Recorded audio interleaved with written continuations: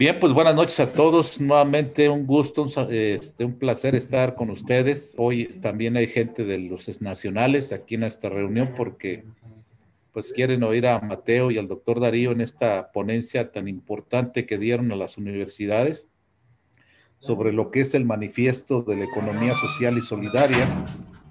Y bueno, pues creo que hay cosas importantes. Creo uno o dos de ustedes estuvieron, creo ahí me acuerdo haber visto a José de Guanajuato y no sé quién más haya estado con ellos cuando estuvieron en la exposición, también Jorge. Entonces, creo que vale la pena porque los conceptos de economía solidaria debemos de tener nosotros mucha información sobre ello, ya que nosotros como PRONAES y más nosotros como directores tenemos que conocer el tema más a profundidad. Y bueno, si hay compañeros que se han metido a estudiarlo demás y conocen, pues que nos lo compartan, nos enriquece a todos y nos ayuda a tener una, un bagaje más de conocimientos al respecto. La economía solidaria, yo quiero decirles que es muy amplia, porque viene un despertar, es como una reacción contra un mal que la sociedad y sobre todo en el campo intelectual se ha ido metiendo más con el sistema neoliberal capitalista. Entonces, la economía solidaria surge como una reacción y lo interesante y lo curioso es que surge en varios países de manera casi simultánea, no nace con un esquema propio, sino nace como una reacción a un mal que ya tiene invadido prácticamente a todo el mundo o tiene invadido a todo el mundo y tiene distintos matices y rostros, pero hay características que son muy comunes, entre ellas, entre unas muchas que tienes que primero pues quiere retomar el valor y el centro del ser humano, de la persona, del medio ambiente como nuestra casa, de todo lo que son los recursos naturales al defenderlos, el recuperar nuevamente las tradiciones, la cultura, lo que es propio de una historia de cada pueblo, el respeto a las personas, o sea, el respeto a las lenguas y tradiciones. Todo eso son casi comunes en todas las manifestaciones de lo que es la economía solidaria. Y nosotros, créanme que en lo que está haciendo PRONAES a nivel nacional, tenemos también unas características muy propias, ¿no? Inclusive nosotros vamos, por lo que me ha tocado a mí compartir en foros internacionales ya, nosotros tenemos ya un matiz propio y características propias, lo cual pues me da gusto porque eso no es una obra de una o de dos personas, ha sido el trabajo de muchos. Y creo que lo que estamos haciendo con toda esta propuesta de, del proyecto PRONAES que estamos tratando de fundamentar y de enriquecer con la práctica, también va a tomar una fuerza a nivel internacional. Ya inclusive hay intereses por ahí de algunas universidades de darle seguimiento al proceso, porque pues en México, por ejemplo, en México hay una red de universidades que tienen, pues más por iniciativa, en su mayoría, por iniciativa de maestros que les ha interesado el tema y se han integrado como parte de institucional en una red de universidades. Entre ellas está la UNAM, está Chapingo, está la UAM, está la UDG, está la Michoacana, la de Guanajuato, en fin, hay muchas universidades de gente que está metida en este tema. Y ellos tienen libros, inclusive, que han escrito algunos de ellos, que han venido fomentando y enriqueciendo. Muy pocas universidades la tienen ya como materia en la universidad, en sus universidades, sino sigue siendo una ausencia todavía en los esquemas de estudio que hay de economía en varias universidades, pero sí hay una lucha interna. Ya hay diplomados, hay maestrías y doctorados sobre economía solidaria aquí mismo en México.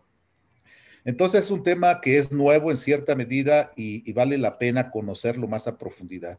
Por eso hoy hemos invitado a que nos comparte y nos enriquezca con este conocimiento que ya ellos han compartido a las universidades, tanto Mateo como Darío, dos doctores y que lo han hecho por gusto y por interés y que se han metido a profundizar. Entonces, yo les pido que le demos tiempo y ojalá algunas dudas, inquietudes que se requieran, pues al final lo hacemos con gusto, porque es para nosotros que compañeros, tanto Darío, que también es PRONAES en Veracruz, como también Mateo, que pues ya es compañero de todos nosotros y de años, pues lo están haciendo con gran amor y gracias por compartirnos eso, conocimiento que ustedes tienen.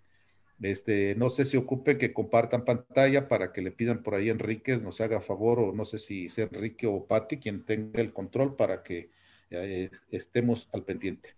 Adelante, les damos la bienvenida. Gracias, padre. Por ahí veo al doctor Mateo, ya está. Sí, aquí estoy. En primer lugar, quería yo presentar al doctor Daío. El doctor Daío es el director estatal de planeación y evaluación del Estado de Veracruz para PRONAES. De hecho, me da mucho gusto el conocer, el haberlo conocido fue de una manera más o menos casual. Entonces, de una manera muy sintética, les presento una síntesis curricular del doctor Daío. Él es doctor en educación por la Universidad La Salle de San José de Costa Rica. Tiene una maestría en desarrollo urbano y territorial por la Pontificia Universidad Católica de Chile. Y tiene diferentes posgrados en aspectos relacionados con el desarrollo. Y de hecho tiene incluso una especialidad en proyectos de gestión urbana por la Pontificia Universidad Católica de Chile.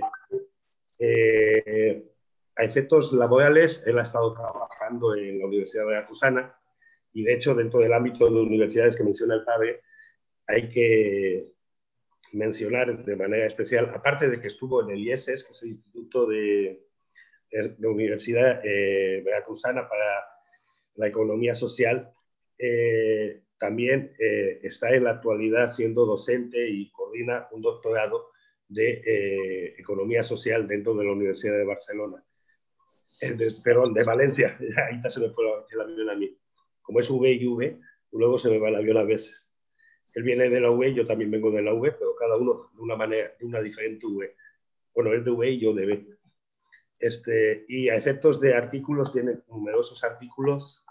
Se me mandó la síntesis, pero pues la síntesis es hasta insintetizable. Quiero decir que tiene muchos detalles en el sentido de que su formación es muy extensa. De hecho, lo que yo quiero resaltar especialmente del doctor Daío es su calidad humana y que me dio muchísimo gusto el llegar a conocerlo y sobre todo que cosas que yo andaba pensando desde que conozco al padre en el sentido de nivel de potencialidad de todo aquello que empezó en Atacheo, pues muchas ideas que a mí me parecían medio locas y que luego tampoco tenía con quién comentar, al hablarlas con él me dio como una fundamentación como para decir, no, no estás loco. Y pues, no sé, o no estoy loco o estamos locos los dos. La cosa es que ya arrancamos un camino en el sentido de internacionalizar, intentar sistematizar lo que es la economía solidaria, porque la mayor parte de prospectos que hay con respecto a economía social y economía solidaria muchas veces son o se plantean muy anecdóticamente y ya en profundidad y sobre todo con una persona de respeto académico que me parece el doctor Daío, pues él mismo es el que me dice, como lo estamos pensando nosotros, no hay nada escrito. Entonces nos hemos dado esa tarea que ahorita les vamos a compartir. A ver. Aquí está. Entonces, sin más que decir, pasamos a nuestra presentación. Doctor Daío, usted inicia, me va diciendo cuando le avanzo. Esta ponencia como tal, nosotros la compartimos en el Congreso Tequio, que es un congreso que está de alguna forma fomentando la economía social y solidaria vinculado a la Universidad Veracruzana y del cual es parte importante y componente el doctor Daío. De hecho, si usted quiere comentar alguna cosa antes de empezar, doctor, sin ningún problema. Gracias, doctor Mateo. Bueno, pues agradecer a quienes nos escuchan, a todo PRONAES Nacional, especialmente al padre Marcos, a mi amigo Jaime, que han hecho posible junto con el doctor Mateo que podamos compartir con ustedes esta presentación que nos ha llevado algún tiempo realizar, que le denominamos manifiesto. Esta fue idea del doctor Mateo, hablar de un manifiesto. A mí me parece sumamente importante hablar en esta época de este manifiesto, y así lo plasmamos en esta presentación y en un documento que queda oficializado en la Universidad Veracruzana para cualquier consulta, ¿no? Y con todos los créditos que se merece PRONAIS y todo este bonito proyecto que ustedes, cada uno de ustedes que están aquí escuchándonos virtualmente, hacen posible. No quisiera alargar más, yo me siento muy agradecido, muy honrado de que nos puedan escuchar ustedes. Les reitero mi agradecimiento y mi compromiso y convicción para este proyecto de PRONAIS. Con eso, no sé, doctor Mateo, si usted comparte pantalla o yo. La estoy compartiendo, ¿no la ve? No, creo que no la veo, pero ahorita lo veremos. No sé si los demás la pueden ver. Yo no la puedo ver. No sé si... vemos. La estamos viendo todos, parece. ¿Está viendo? Sí. Sí, sí se ve. ¿Sí? Pues... Sí, se está viendo.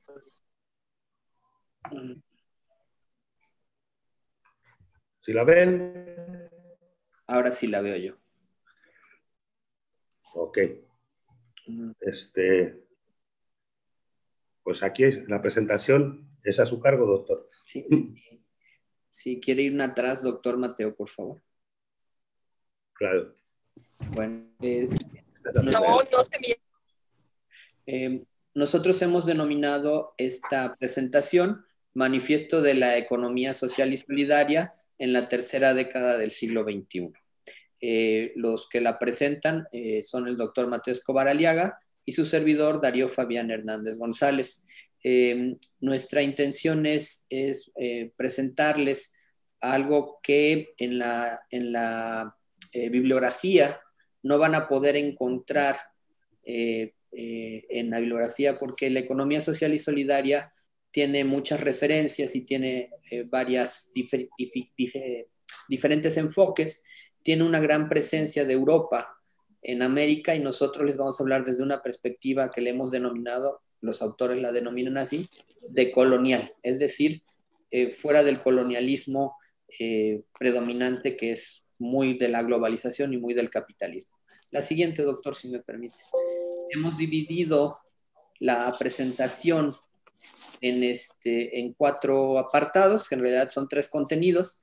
La primera, que es una introducción de lo que son las tesis y las antítesis en el contexto de la economía social y solidaria. Después hablaremos de las declaraciones del manifiesto de la economía social y solidaria que les ponemos a su consideración. Y tal vez la parte más sustancial, que es los elementos psicosociales y el libre albedrío, que el doctor Mateo nos hará una disertación muy, muy importante para la economía social y solidaria de América Latina y de México en especial. Si quiere, pasamos a la siguiente, doctor Mateo. Como les decía, empezamos por la parte de introducción, las tesis y las antítesis de lo que es la economía social y solidaria y de lo que no es, por su nombre y por sus características. La siguiente, doctor, si me hace favor. De esa manera, pues la primera parte es lo que les expondrá en la introducción el doctor Mateo. Adelante, doctor. Sí, gracias, doctor. Bien, en la actualidad es obvio que el sistema económico mundial está colapsado y que se encuentra en un periodo de crisis de muy difícil solución. De hecho, se han ido acumulando las crisis en este sistema capitalista, que es el que predomina a nivel mundial, y las últimas manifestaciones las tenemos en el siglo XXI, inicialmente en lo que respecta a la crisis que inició en el 2008 y posteriormente con la crisis actual que se vincula al COVID. En este siglo XXI, el cambio de época ha sido muy acelerado en el sentido de que el modelo social establecido en la revolución industrial está claramente en crisis. Hay una erradicación del control gubernamental en la economía que ha sido progresiva. Inicialmente los políticos tenían control sobre la economía, pero poco a poco eso ha ido desapareciendo. Y ha habido una liberalización a ultranza de lo que es el comercio y de la injerencia de las multinacionales económicas dentro de la actividad política y de control de los países. Valga de ejemplo nada más pues, el caso de Donald Trump en Estados Unidos, que es un empresario metido a político y que mide el problema en que nos anda metiendo, paralizando prácticamente todo lo que es en la economía mundial porque se niega a perder. ¿Qué factores aceleraron el surgimiento de la economía social y solidaria en este siglo, en esta tercera década? Básicamente, pues la pandemia, que puso de manifiesto todas las grandes deficiencias que hay en la gobernabilidad o la gobernanza dentro de los países, el cambio climático, de que de alguna forma ya es una alteración, lo que estamos viviendo es una alteración del medio ambiente muy fuerte y que ya tiene repercusiones directas en la continuidad de este estilo de vida. La crisis económica mundial, como digo, nunca se solventó, todavía la del 2008, y ya la empalmamos con la actual. Y el hecho de que esta situación de incerteza gubernamental y de certezas para la población ha llevado a un resurgimiento de los gobiernos de izquierda, especialmente en América Latina.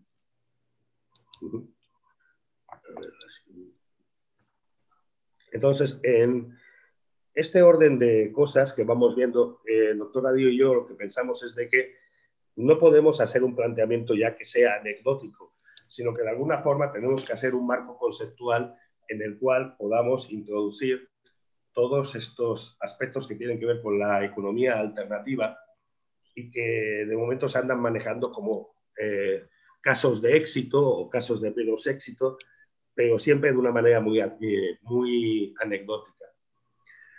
Entonces, esto en América Latina, pues quiere decir que tenemos que entrar a un proceso de colonización. ¿En qué sentido? De que aunque nosotros tengamos la percepción de países independientes, en realidad el sistema de gobierno, de alguna forma, es prácticamente arrastrado desde la época colonial. De hecho, en muchos países de América Latina en realidad no hay un concepto de país. Es algo que hay en el aire que no un planteamiento real. No hay un propósito de país. Por otro lado, este manifiesto de la economía social y solidaria lo que pretende comentar que lo más importante es marcar el valor de la solidaridad, porque ya no podemos pensar en los términos que se han pensado hasta ahorita. De alguna forma hay que hacer una defensa de la diversidad y de la comunidad, de tal manera que hay que reenfocar el centro de la economía, ya que la economía de alguna forma lo afecta a todo, en el ser humano y en el desarrollo. Ya no puede ser un planteamiento que sea general. Y eso se manifiesta en el sentido de que esta alteración económica está incidiendo en todos los aspectos de nuestra vida, tanto sanitarios, económicos, financieros, ecológicos, y por tanto, en esa perspectiva general social. De hecho, comento con el doctor Darío muchas veces que de alguna forma estamos abocados a una revolución nueva. Inicialmente, la Tierra era el centro del universo. Cuando se vio que giraba alrededor del Sol, resultó que entonces lo que era más importante era el hombre. Llega la teoría darwiniana, resulta que el hombre es parte de las otras especies vivientes. Entonces, lo más importante es la cultura. Hay muchos ejemplos y documentados científicamente donde la cultura también está presente en animales no humanos. Y en ese límite tenemos que plantearnos de que no somos lo más importante, somos una parte. Y eso es lo que es más importante a efectos de economía solidaria. Doctor, su turno. Les plantearemos primero una antítesis, lo que no es. Son 4 antítesis. La primera es ¿qué no es la economía social y solidaria? La economía social y solidaria no puede reducirse a las históricas luchas de los trabajadores y su confrontación con los dueños del capital. Esto es la dialéctica hegeliana. No podemos reducir nuestro entender o definir a la economía social y solidaria como la dialéctica lucha entre los que tienen, los que no tienen, los que tienen el dinero y los que no. Eso está superado. Ni tampoco podemos reducir a iniciativas que transitan desde lo anárquico y lo antisistémico hacia directrices de un modelo alternativo de capitalismo, porque modelos alternativos de capitalismo hay muchos. Ahorita vamos a hablar de algunas modas del capitalismo, pero lo que estamos planteando es que este sistema donde se apremia lo social y lo monetario y lo mercantil, este sistema está siendo superado por las características que nos decía el doctor Mateo. La propia economía de mercado, la economía como la llamó también el padre Marcos, esta economía neoliberal ha sido su propio verdugo. Ha acabado consigo misma, ha acabado con los ecosistemas, las formas de organización social y por lo tanto el sistema está seriamente deteriorado. Vamos a demostrarles con esta ponencia que la economía social y solidaria no es algo que acaba de emerger, sino que ha venido a la sombra del capitalismo ultranza o del neoliberalismo, ha venido existiendo desde siempre, y sobre eso vamos a plantearles. Entonces, estas son las dos primeras antítesis. Van dos más, si me permite, doctor Mateo. La siguiente. La tercera antítesis es que no debe reducirse la economía social y solidaria a una moda. Les comentaba a estas modas que surgen muy frecuentemente a partir de finales del siglo XX y a inicios del siglo XXI, que son como, por ejemplo, la economía naranja, esta economía que hace énfasis en el rescate de la cultura, o la economía circular que hace énfasis en el reciclaje y en la reutilización y en la optimización de los ecosistemas y de los recursos, o una economía verde o sustentable o sostenible, o una economía azul también se le llama, que hace énfasis en los ecosistemas y su regeneración. Estas modas siguen manteniendo, lo que exigen es que se siga existiendo el modelo neoliberal de consumir a gran escala, a gran volumen, con gran velocidad, con esta idea del fast food, de la producción en masa y de la programación de los productos para su autodestrucción. Entonces, estas modas no aportan mucho a la economía social y solidaria, como también el comunismo y el socialismo no son fuentes primarias de la economía social y solidaria latinoamericana. Vamos a demostrarles en esta exposición que más bien fue el estructuralismo latinoamericano de la Comisión Económica para América Latina, de la CEPAL, y muy importante para la formación de la economía social y solidaria latinoamericana, la teología de la liberación. Estamos hablando de Gutiérrez o de Leonardo Boff, por ejemplo, o del padre Tatí en México, en Chiapas, como fuentes originarias de esta economía social y solidaria. La siguiente, doctor. Lo que sí son, un anterior, por favor. Lo que sí son la economía social y solidaria. Tiene 5 fuentes originarias. La economía social y solidaria tiene una fuente aristotélica y no platónica. Eso es importante, tal vez hacer una distinción de, bueno, ¿por qué nos pasas hasta la filosofía griega tradicional, Darío? Porque lo discutíamos mucho con el doctor Mateo. La escuela platónica, que es el maestro de Aristóteles, tenía la idea de que la escuela debería de ser cobrada y los estudiantes deberían de pagarla. Los aristotélicos creían que no, que la escuela debería ser gratuita. El propio Aristóteles, como discípulo de Platón, le decía, es que mucha gente no puede acceder a la educación, tenemos que darla de manera gratuita y lo que quieran donarnos. Entonces, estas dos versiones de la educación, de la formación y de la forma de generar conocimiento, también se trasladan a dos momentos importantes. Pasan de Grecia, pasan al mundo europeo, especialmente a Roma, a la zona europea, pero tiene una penetración muy fuerte en la teología católica. Estamos hablando de Santo Tomás, de toda la teología tomista, toda la teología de Santo Tomás, de San Agustín, y empiezan a desarrollar esta teología con una fuerte carga aristotélica de la gratuidad. En cambio, el protestantismo luterano, el protestantismo calvinista, tiene una gran influencia platónica sobre que la divinidad, el retorno de los beneficios, si Dios está contigo, tú recibes esa fuerte presencia de Dios, implica que te vaya bien en la vida. Latinoamérica es netamente católica, indirectamente es aristotélica. Norteamérica y una buena parte del mundo anglosajón es protestante y tiene esa fuerte carga platónica. Esta decisión demuestra, y hay mucha bibliografía al respecto, más que nada filosófica, más que teológica, pero también la hay mucha teológica, en estas dos vertientes. El propio sociólogo alemán Max Weber habla de la ética protestante del capitalismo y argumenta mucho de lo que les estamos sosteniendo en este momento. Así, la tercera fuente son los orígenes históricos precolombinos. Este aristotelismo católico, la teología católica llega al mundo precolombino, se mestiza, genera este eclecticismo, este sincretismo en las costumbres, hábitos, y ahí existe esta economía social y solidaria. Paralelamente, el mundo protestante, el mundo platónico, también existe en América, pero con dos matices diferentes. Lo sigue manteniendo Max Weber. En una cuarta fuente originaria de la economía social y solidaria, sostenemos que la teología de la liberación rescata indirectamente o muy fuertemente estas ideas, esta creencia de que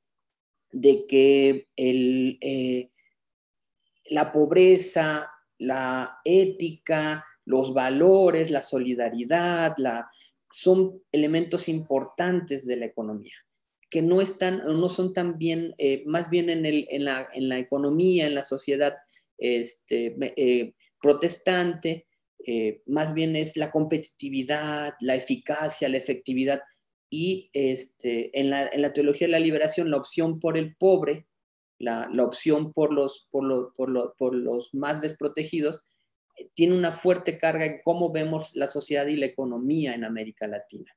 Y para terminar, en esta quinta fuente originaria de la economía social y solidaria, encontramos el estructuralismo latinoamericano, la Comisión Económica para América Latina, que vale la pena decir, y yo me formé en esta escuela, allá en Santiago de Chile, y además mis directores, la planificación que aplicamos actualmente en gobierno estatal de Veracruz y en la Universidad Veracruzana, tiene esta influencia. El instituto donde yo tuve la oportunidad de dirigir en la Universidad de Economía y Sociedad fue fundado por la CEPAL.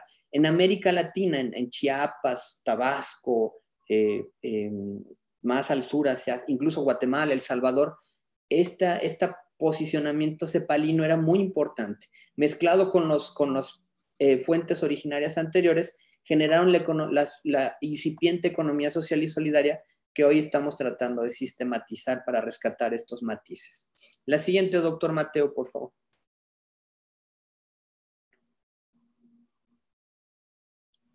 Eso está vigente. Este pensamiento mestizo está vigente. Ustedes deben saber que la central de abastos de la Ciudad de México, la anterior, por favor, doctor. La central de abastos de la Ciudad de México,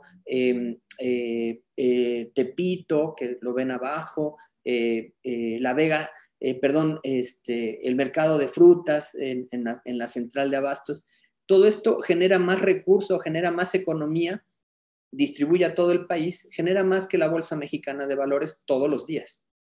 Es una economía alternativa que no sale en los medios, que no sale, pero el abasto, la proveeduría, que es algo que Pronais tiene muy fuerte y que tiene que analizar fuertemente, está en estos mercados, en esta proveeduría. La economía social y solidaria desde el precolombino, por eso está esa imagen ahí del mercado azteca, desde el precolombino, el mercado fue lo que da origen a la mezcla de culturas, donde todos los pueblos totonacas, mixtecos, popolucas, llegaban al altiplano, a la Ciudad de México, a intercambiar sus productos. ¿Por qué ahí? Porque los aztecas tenían algo que no tenían los pueblos originarios del centro del altiplano de México, tenían algo que nadie más tenía. Podían tener, gracias a las chinampas, producto o producción todo el tiempo. Eso financió sus pirámides, eso financió el Calpulli, eso financió toda la educación financió, el mercado financió, y Pronais debe entenderlo muy bien, nosotros tenemos que entenderlo muy bien. Lo que financia es el mercado, financia las pirámides, la edificación de las pirámides, financia las escuelas, financia los parques, las plazas, los templos. El mercado es la fuente originaria. Eso está en la economía mexicana subrepticiamente oculto. La economía social y solidaria está altamente ligada al mercadillo, al tianguis, al tequio, a esos preceptos precolombinos. Los repito, el tianguis, el tequio, esas figuras son las que pueden darle fortaleza a un proyecto de economía social y solidaria como Pronais o a cualquiera en América Latina. Los mayas, los totonacas, los popolucas, todos ellos vivían del mercado.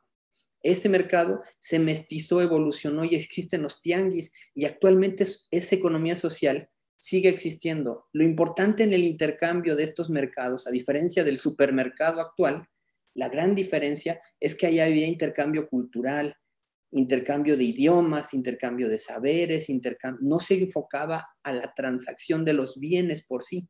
Había intercambio cultural, intercambio de conocimiento, de religión también, ¿no? Entonces, los mercados han perdido eso. Si ustedes van, nosotros tenemos 2,449 municipios en México.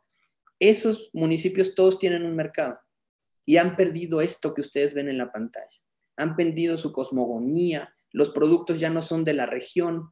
Si Pronais se enfocara fuertemente a trabajar con esos mercados y la proveeduría fuera regional de productos locales endémicos, podríamos generar otra economía paralela, muy importante. Sobre eso habla el manifiesto de la economía social y solidaria. Sobre el rescate cultural, no estamos hablando de un romanticismo, sino de una practicidad que puede darle sentido y fortaleza a una economía alternativa a la capitalista tradicional de los supermercados. Les voy a dar rapidísimo un ejemplo. La ciudad de Jalapa, donde estoy yo ahorita, en Veracruz, la capital de Veracruz, genera cada mes 15,000 millones de pesos de sueldos y salarios. 15,000. El 80% de ese dinero, todo se va a los supermercados.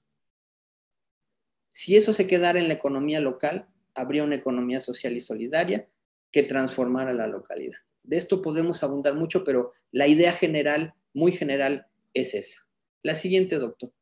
Al no haber, doctor Mateo, si me pasa la siguiente, por favor. Al no haber la anterior, al no haber economía social y solidaria, estos mercados, la anterior, mi querido doctor, nada más, esa imagen, esa es la que le quiero.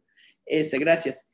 La sobrepoblación, la marginación urbana, lo que ustedes ven en la pantalla, en la imagen de las conurbaciones, la Ciudad de México, existen en muchas de las ciudades de México, pero en la Ciudad de México es verdaderamente radical.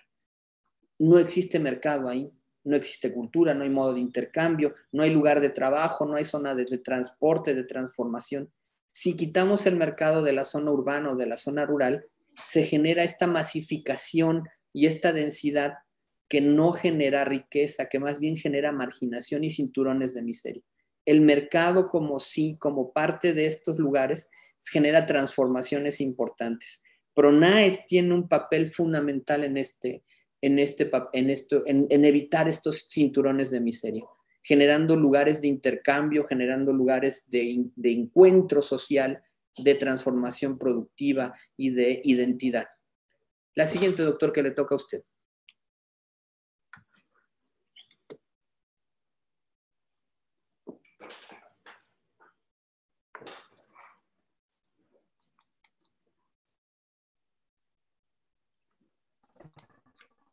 Perdón, estaba con el audio apagado.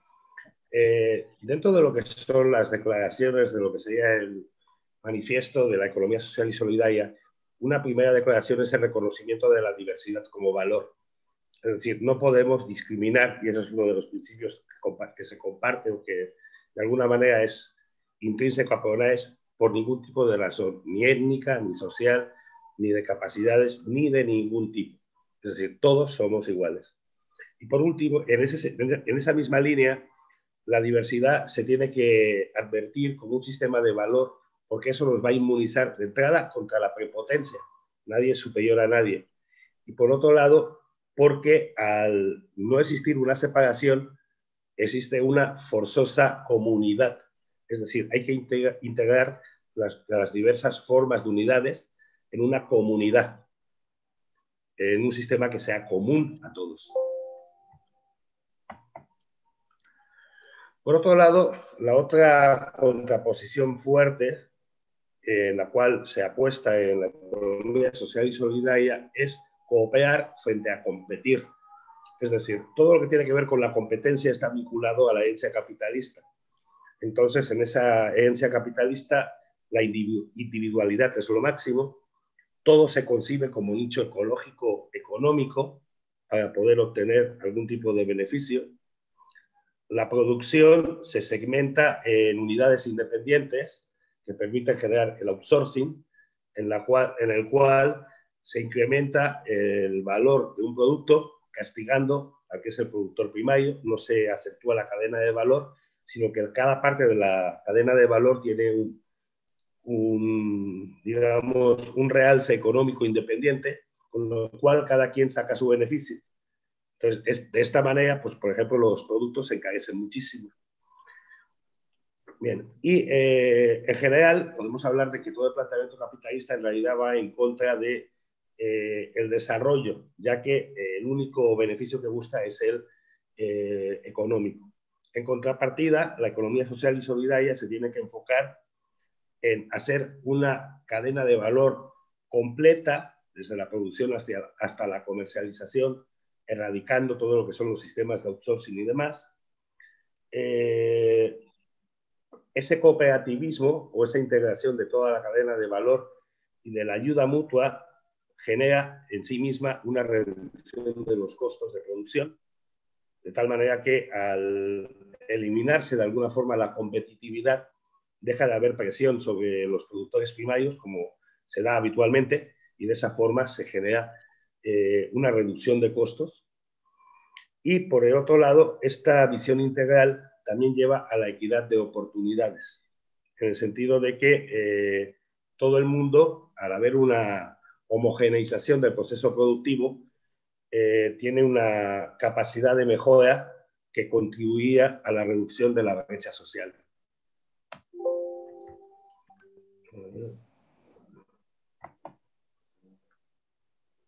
A usted le corresponde, Darío. Sí, y como bien señala el doctor Mateo, y lo mencionó también el padre Marcos, es materia de las universidades. Hoy en día las universidades del sistema público, los tecnológicos, toda la educación superior en México enseña básicamente por competencias, y estas competencias están altamente vinculadas a la competitividad del modelo capitalista tradicional, o nos enseñan para eso, y eso hace insostenible los recursos naturales. No hay un valor per se del producto, sino por su sistema de intercambio. Los recursos se empiezan a ver, los bienes, el patrimonio natural, se empieza a ver como una externalidad económica, que es un término que usan mucho los economistas, los usamos nosotros, como una externalidad y no como su valor intrínseco, que es finito, no es inagotable. Erróneamente se vincula a la extracción y la explotación de un bien a una apropiación. Nuestro pensamiento original es que pues, nosotros le pertenecemos a la naturaleza y no a la naturaleza a nosotros, aunque nosotros, por nuestras creencias también predominantemente católicas, pensamos que tenemos que dominar, pero hay una cierta esquemas de conservación, reposición sobre esta idea, ¿no? Entonces, eso hay que rescatarlo para el tema de la sostenibilidad.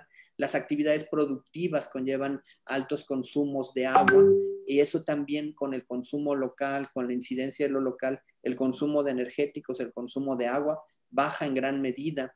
Y cuando las grandes industrias empiezan a implantarse en los espacios del país, también empieza a haber una gran competitividad o competencia. Las grandes transnacionales se apropian de gran parte del agua y empiezan a desplazar la agroecología campesina, agropecuaria, y pues tampoco se repone, el agua se extrae, y no se repone al ecosistema y al medio al que se le extrajo. Hay una alta percepción monopolista de los recursos, es decir, el que tiene la propiedad privada tiene la propiedad de los recursos, y eso, aunque en las normas está reglamentado, en la praxis política, en la praxis cotidiana, los recursos naturales del país y de las localidades son apropiados por muy pocas personas. No hay intentos serios y determinados por sustituir los energéticos fósiles, el petróleo, el gas, específicamente o más que nada, utilizar otras energías renovables de carácter sostenible, ecológico y limpio que puedan ser empleadas a nivel local. Además, cuando se habla de implantes de economía sustentable o de energías limpias, se piensa en grandes implantes también, como la industria fósil, ponen industria verde, industria ecológica, pero grande.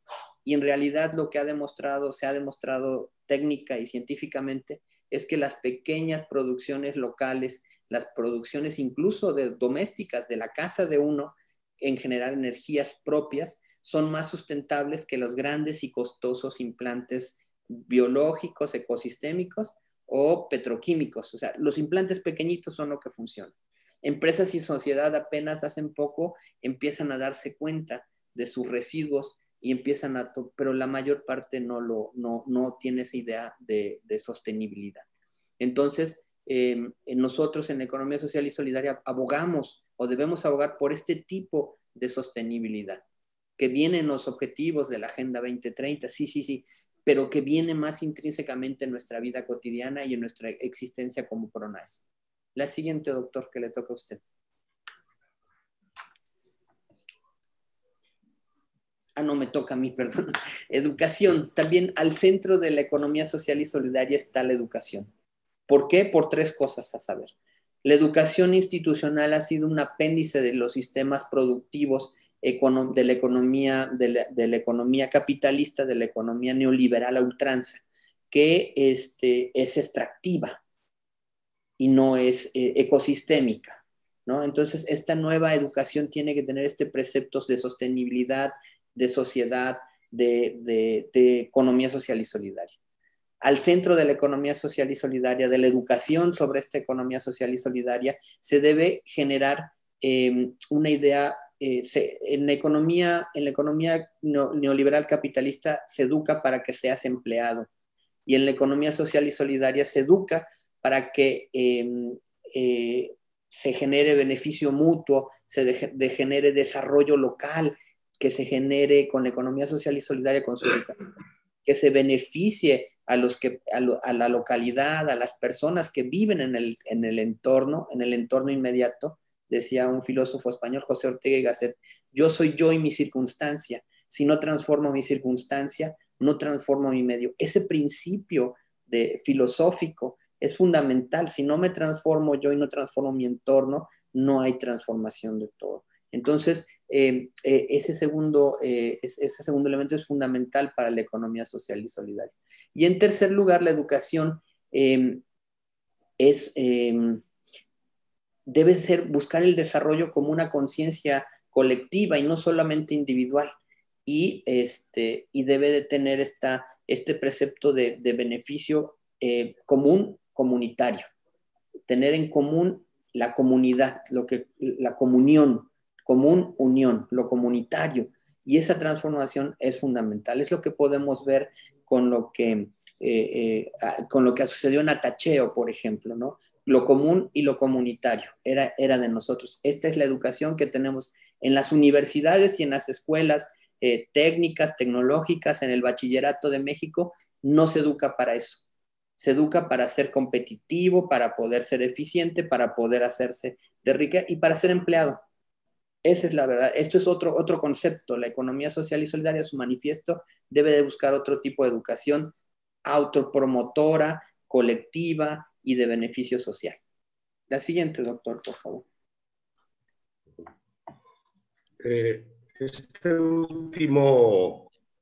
Esta última diapositiva está muy vinculada a todo lo que tiene que ver con la educación. De alguna forma, nosotros, en cuanto personas pensamos que de alguna forma tenemos control de nuestras vidas, entre comillas, al menos de lo que pensamos. Pero eso es una falacia. ¿En qué sentido? Hay muchos aspectos de psicología social y de aprendizaje en lo que estamos inmersos y que no somos capaces de diferenciar. Entonces, en este sentido, por ejemplo, nosotros, en el ámbito en el que vivimos, es lo que se denomina un grupo de pertenencia, es a donde pertenecemos. Pero nosotros, en general, pues por determinado tipo de aspiraciones, en general tenemos como un grupo de referencia, que es a donde querríamos pertenecer. Entonces, por ejemplo, esto lo maneja mucho la televisión a través de La Rosa de Guadalupe, todos este tipo de programas en los cuales se hace creer a la mayoría de la población que la clase media es una clase donde hay un determinado tipo de vivienda, con un determinado tipo de personas, de escolaridad y demás, cuando en realidad ese grupo de referencia no existe. Es decir, tenemos que aprender a vivir en nuestro grupo de pertenencia y mejorar nuestro grupo de pertenencia. La mayor parte de la información que nosotros tenemos respecto a lo que ocurre en el mundo, en general, son rumores. Es un rumor, es una noticia que se expande, pero que no tiene una certeza, digamos, empírica. Con la proliferación de influencers y de fake news y cuanta cosa, la gente se deja llevar por rumores. ¿Por qué? Porque no tienen capacidad de juicio, muchas veces. En estos días, cuando renunció Romo, se propagó una fake news de la revista Según Proceso, en la cual Romo había hablado por peste y media de Obrador, hasta que la misma revista Proceso hizo una publicación donde dijo que ellos jamás habían publicado eso. Pero ¿cuánta gente no se lo creyó? Entonces, como que la gente está expuesta a una serie de informaciones donde intervienen intereses económicos y demás, pero son rumores. Es decir, ¿cómo podemos contrarrestar eso? Teniendo conciencia y teniendo conocimiento. Por otro lado, nos regimos por estereotipos. Uno tiene la idea de que el campechano es de determinada forma, el jalisciense de otra manera. Fuera de México se tiene la idea de que pues, el mexicano, pues todo el mundo es mariachi, o cosas de ese tipo, igual que en su tiempo en Europa se creían que todos los españoles iban vestidos de toreros. Pero pues esos son estereotipos que de alguna forma nosotros asumimos e interiorizamos, pero que no tienen base real, estamos en la misma línea de los rumores. Por otro lado, nosotros, todos en general, estamos sometidos a un tipo de proceso psicológico que es lo que se denomina la reactancia psicológica. Si yo les digo a ustedes que no me imaginen con el pelo rubio, 2 trencitas y minifalda, ¿qué es lo que tienen en su mente? Exactamente lo que les digo que no hagan. Toda la educación basada en la negatividad, en el castigo, en la prohibición, genera un impulso social a contravenir la norma. Y eso es totalmente natural. Por otro lado, todos tendemos a ajustarnos a una normalidad social. Nadie quiere ser raro. Entonces, ¿qué es lo que intentan los medios de difusión, los medios de comunicación? Establecer una normalidad anormal. Pero todo el mundo, por el tal de no parecer extraño, pues intenta ajustarse a esa normalidad. Pero no es una normalidad que de alguna manera tenga una referencia empírica con respecto a lo que es nuestra realidad, sino que es muchas veces impuesta. Y por otro lado, el ser humano en general tiende, como ser social, al conformismo. De alguna forma, ¿para qué me pongo a pelear si en un momento determinado pues las normas son de esta manera? Pues ya, si aunque yo piense algo diferente, mejor me conformo. E incluso en grados extremos de presión a la sumisión, en la cual uno acepta incluso algo que es contrario a lo que está pensando. ¿Por qué es importante todo esto? Todo esto son fenómenos que normalmente se dan por efecto de psicología social. Todo esto es lo que hay que contravenir con nuestra educación. Es decir, no podemos hacer una educación como siempre se ha hecho. De hecho, acá en Veracruz, lo que ando intentando promover mucho con mi gente de educación es que tenemos que generar un modelo didáctico educativo totalmente diferente a lo que hay. No puede venir o no podemos contemplar como maestros o facilitadores de la economía social y solidaria a maestros tipo Sente. Quiero decir, un maestro que nada más llega el primer día de clase y ya está pensando en cuántos puentes va a agarrar y cómo va a distribuir sus días festivos.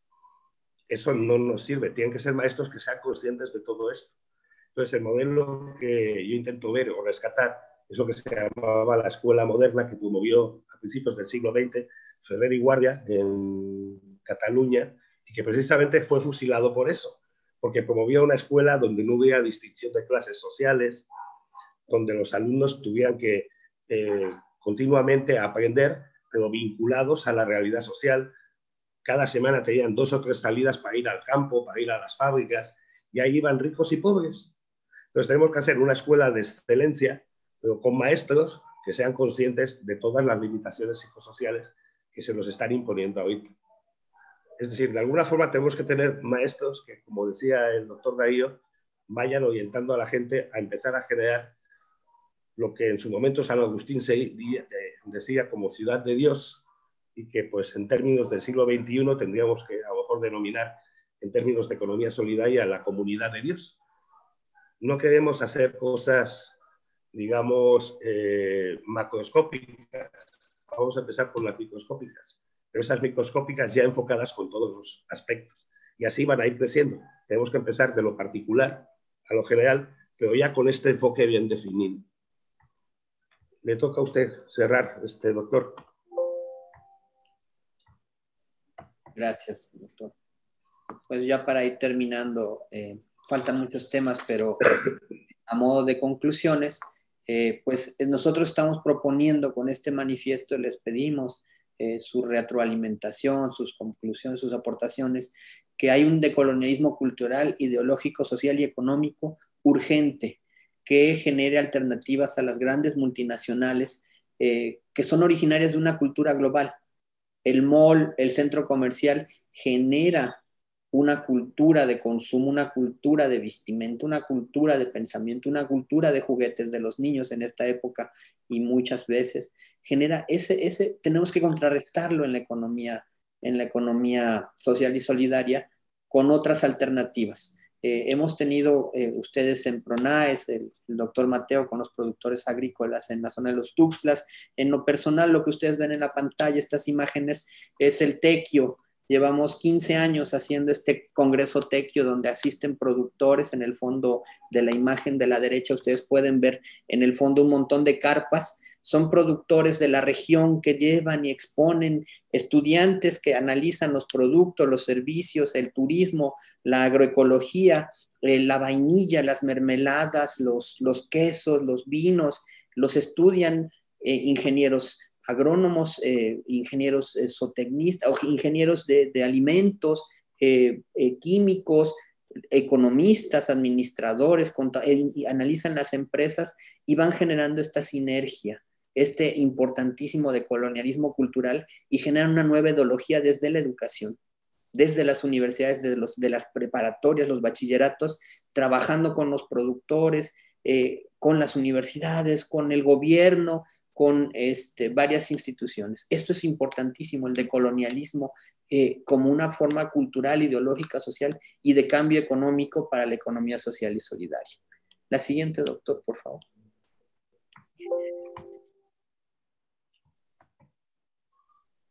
La institucionalización del gobierno ciudadano, estos cocosoles, por ejemplo, que ustedes tienen tan ricos, hemos tenido importantes experiencias en la economía social y solidaria. Se legitima el papel de lo local con el gobierno, y sin el gobierno también, pero con el gobierno, impulsando políticas, acciones de arriba hacia abajo.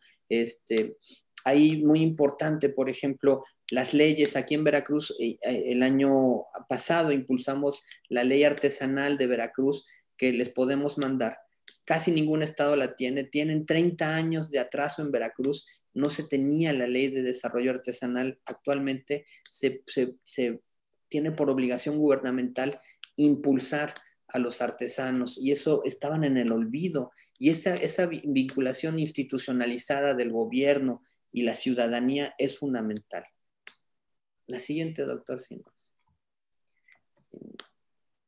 Y bueno, ahí se va viendo en los productos, en los procesos y en los servicios, en el café, en los bienes manufacturados de baja intensidad. Esta relación es fundamental para la transformación social. No podemos estar exentos de la relación o la vinculación con el Estado, con el gobierno, sea local, municipal, estatal o nacional. Esa vinculación es fundamental para poder legitimar y darle poder al ciudadano. La siguiente, doctor. Es importante que tengamos una idea no de globalización en sí, sino de planetarización. O sea, la diferencia, esto del unitas múltiples que los teólogos conocen bien, ¿no? El Papa San Juan Pablo II lo decía muy bien, unitas múltiples, unidad en la diversidad, diversidad en la unidad. Podemos ser diferentes, porque ahorita todo es diversidad, pero nos falta la unidad cultural, en la música, en las tradiciones, en los sabores, en los conocimientos. Esa unidad, esa es una planetarización, es universalización de la unidad humana. No dejamos de ser michoacanos, ni veracruzanos, ni chiapanecos, ni poblanos. No dejamos de ser dentro de cada una de nuestras localidades lo que somos. Somos todos mexicanos, pero además tenemos nuestra diversidad, pero estamos unidos, y esta unidad y diversidad, esta unitas múltiples, es la planetarización heterogénea y la universalización de lo que es la unidad humana. Entonces, unitas múltiples es una cuestión importante, cosmogonía de nuestro pensamiento. Así nosotros, estas experiencias que por 15 años hemos tenido haciendo el Congreso Tequio en la Universidad Veracruzana, nos han permitido darles este bosquejo con este gran aporte y esta gran fortaleza que nos daba el doctor Mateo como representante de PRONAES. Podemos tener esta planetarización y esta universalización sin perder la unidad, sin perder nuestra diversidad. La siguiente, doctor, que creo que es usted el último. Bueno, y hay unos libros que por ahí les podemos enviar sobre lo que es la feria artesanal, el Congreso Tequio, los productores. El caso es de aquí de Veracruz. Hay pueblos que se dedican a la producción de zapato aquí en Veracruz. Naulinco, hay 230 talleres que hacen zapato desde el precolombino y hasta la fecha lo siguen haciendo. Estos ramos que ustedes ven ahí, ramos de novia. Hay un pueblo que está en el altiplano, en Perote, en la frontera entre Puebla y Veracruz. Está Totalco, San Antonio Limón Totalco. Hay 333 talleres que hacen esos ramos y los exportan a Estados Unidos. Estas economías de aglomeración les llamamos los economistas. Son pueblitos que se dedican a algo, y en todos lados hay. En Michoacán hay muchos, en Puebla hay muchos. Pueblos que se dedican a hacer esferas, pueblos que se dedican a hacer zapatos, que se dedican a hacer quesos. Eso es la cosmogonía importante de la aglomeración económica, una propia filosofía, una propia epistemología. Nuestro pensamiento tiene que estar plasmado. Lo que están aquí en esta reunión virtual, tenemos que plasmar nuestras ideas y no traerlas nada más del extranjero, lo que no está mal, sino tener nuestra propia idea, nuestra propia experiencia. Y eso es lo que tenemos que compartir con los demás, nuestra propia filosofía y nuestra epistemología. Es lo que tenemos que generar. Doctor Mateo, adelante. Ya, eso sería todo. Entonces, básicamente, para concluir, la idea es que, de alguna forma, esta exposición que les hicimos es un primer intento de sistematización, digamos, académico, el planteamiento de la economía social y solidaria. Es decir, creemos que no podemos, como PRONAES, quedarnos en otra anécdota de lo que sería un caso particular, sino que de alguna forma PRONAES puede ser el arranque para una visión académica, estructurada y de largo alcance que tenga proyección internacional. Pues sería todo. Gracias a todos por escucharnos.